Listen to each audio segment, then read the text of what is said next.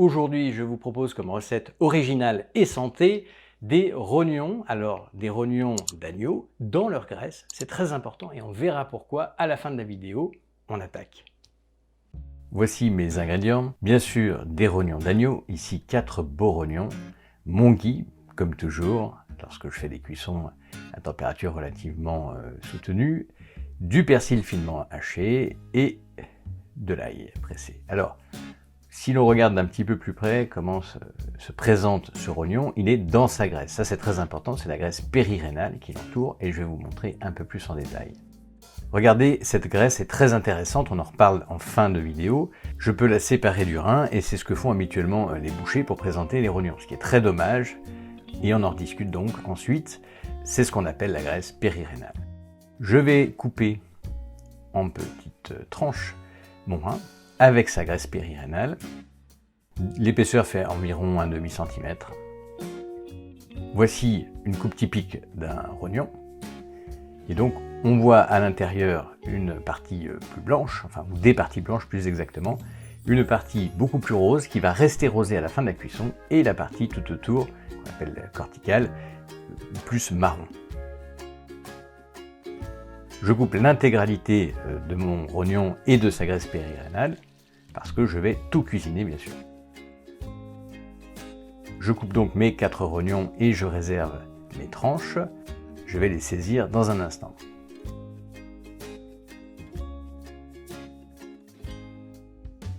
J'utilise mon ghee comme d'habitude et je vous renvoie sur la recette du ghee.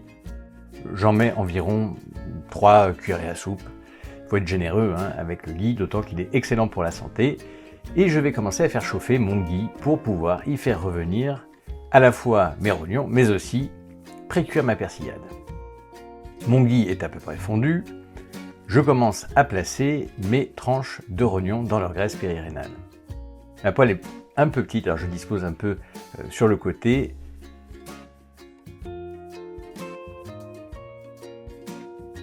Je fais revenir mon ail, c'est-à-dire que je le fais pré-cuire en quelque sorte dans mon ghee.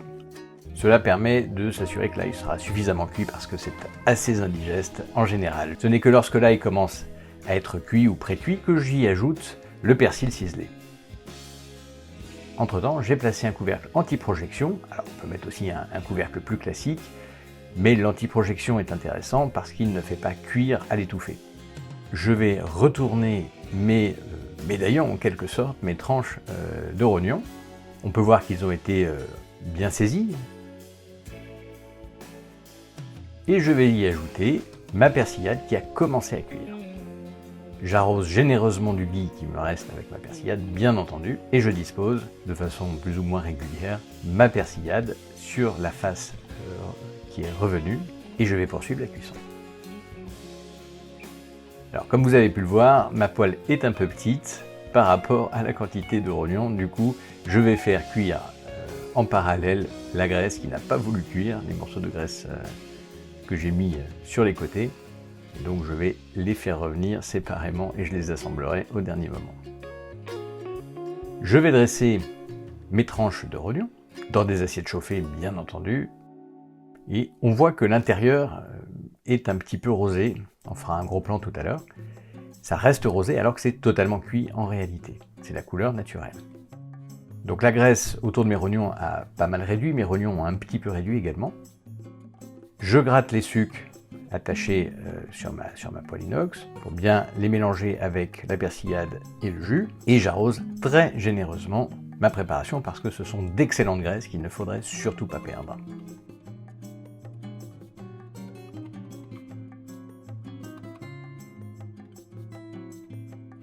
Et je complète avec les morceaux de rognons et de graisse que j'avais fait revenir séparément. Là, en l'occurrence, je les ai fait un petit peu trop cuire. La couleur et la texture montrent qu'ils ont légèrement trop cuit. C'est un petit peu dommage. Essayez de les faire cuire un peu moins, ce sera bien meilleur. Et surtout que cette graisse a une texture et une saveur très particulière. Ce serait dommage de la gâcher. Voilà. Et cette belle graisse issue essentiellement de cette graisse de rognon, je la garde précieusement. Je peux faire revenir dedans des œufs par exemple, je peux l'ajouter dans un plat. Et voici à quoi cela ressemble de plus près. On voit bien l'aspect de ces tranches, de ces médaillons en quelque sorte, de rognons avec leur graisse, si précieuse, si intéressante, avec les différentes variations de couleurs naturelles, alors que là, il n'y a rien de saignant, c'est bien cuit, et maintenant il n'y a plus qu'à déguster. Alors cette recette est maintenant terminée, il reste à passer à table. Cette recette a plusieurs intérêts, voilà pourquoi on vous l'a présentée. D'une part, il s'agit de cuisiner des rognons, c'est-à-dire des reins. Et les reins sont intéressants, et notamment pour ceux qui ont des petits problèmes de crise histaminique, parce qu'ils contiennent une enzyme qui permet d'éviter globalement les crises histaminiques, l'hypersensibilité à l'histamine. Par ailleurs, ils contiennent aussi un certain nombre de minéraux qui sont rares, et des vitamines rares, comme la vitamine K2, qui est extrêmement importante au niveau du métabolisme phosphocalcique, c'est-à-dire du calcium, pour que le calcium se dépose dans les os et pas dans les artères, mais elle intervient aussi dans de nombreuses fonctions, et certainement beaucoup que l'on ne connaît pas encore. Outre cette vitamine K2, extrêmement importante comme on vient de le voir, il y a aussi un certain nombre d'autres molécules. Il y a des minéraux dont on peut manquer, du zinc bien sûr, mais aussi du sélénium par exemple, hein, donc c'est une mine de minéraux, et dans les rognons il y a également donc des enzymes qui permettent d'éviter les crises d'histamine. Hein. Vous savez qu'un certain nombre de produits, notamment animaux, lorsqu'ils traînent un petit peu, qu'ils maturent, peuvent parfois libérer de l'histamine, et on ne tolère pas tous très bien l'histamine.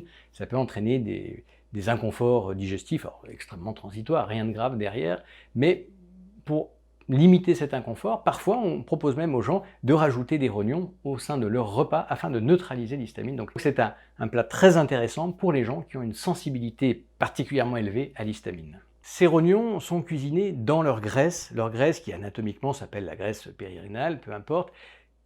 L'intérêt qu'elle a, c'est que c'est une graisse qui est particulière, c'est pas du tout la brioche, hein. C'est pas la graisse de stockage d'énergie qui entraîne des sécrétions d'hormones de résistance à l'insuline, pas du tout. C'est une graisse extrêmement précieuse en termes d'interaction métabolique avec le rein et le reste de l'organisme.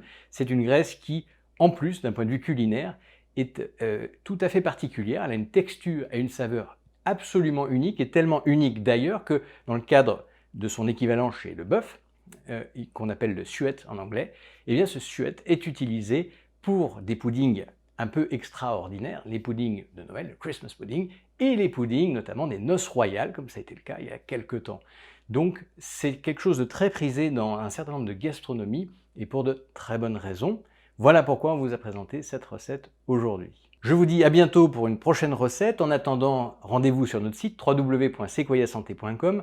Pensez à vous abonner à notre newsletter et à télécharger notre e-book qu'on a co-rédigé avec Victor et qui est offert. Si cette vidéo vous a plu, si vous avez aimé cette recette, mettez-nous un j'aime, un pouce vers le haut. Ça nous donne beaucoup de courage, de motivation pour continuer à produire toujours plus de contenu. N'hésitez pas à nous faire part de vos remarques d'ailleurs sous la vidéo. Et abonnez-vous à notre chaîne si ça n'est pas déjà fait, activez les notifications afin de ne rien rater. Je vous dis à très bientôt et surtout prenez soin de vous.